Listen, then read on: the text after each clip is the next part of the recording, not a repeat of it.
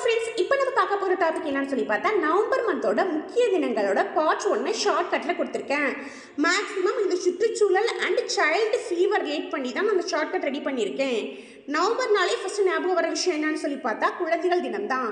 நவம்பர்னாலே ஞாபகம் வர்றது நவம்பர் 14 குழந்தைகள் தினம் தான். தேசிய கல்வி பயில போன 11 வயசு குழந்தை 12 மணி போல் நிமோனியாவில் பாதிக்கப்பட்டிருக்கு. அது என்ன சாப்பிட்டுச்சுன்னு பார்த்தா சைவம் தான் தினைக்கு ஃபஸ்ட்டாக சாப்பிட்ருக்கு. சரியா, சைல்டு ஃபீவர் ரிலேட் பண்ண விஷயத்த நான் கொடுத்துட்டேன் ஷார்ட்கட்டில். அடுத்து என்னென்னு பார்த்தா சுற்றுச்சூழல். சரியா, இந்த இடத்துல சுனாமி கூட வச்சுக்கலாம். ஓகேவா, நான் 2வது படிச்சுட்ருக்கப்ப சுனாமி வந்துச்சு.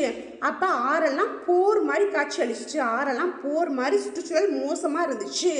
சரியா, 8 திக்கும் உள்ள கதிர்கள் எல்லாம் மோசமாக போயிடுச்சு. 8 திக்கும் உள்ள கதிர்கள்லாம் என்ன சொல்லுவாங்க, நெற்பயிர்கள்லாம் சொல்லுவாங்களா, அதெல்லாம் ரொம்ப மோசமாக போயிடுச்சு.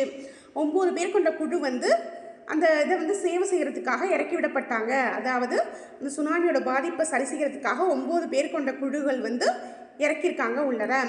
ஓரளவுக்கு 10ஆம் தேதி போல் அந்த சுனாமியோட தாக்கம் குறைஞ்சி அமைதியாகவும் ஓரளவுக்கு அந்த பாதிப்புகளோட வளர்ச்சியை அதாவது சேதத்தை சரி செய்யவும் ஆரம்பித்தாங்க அறிவியலை பயன்படுத்தி.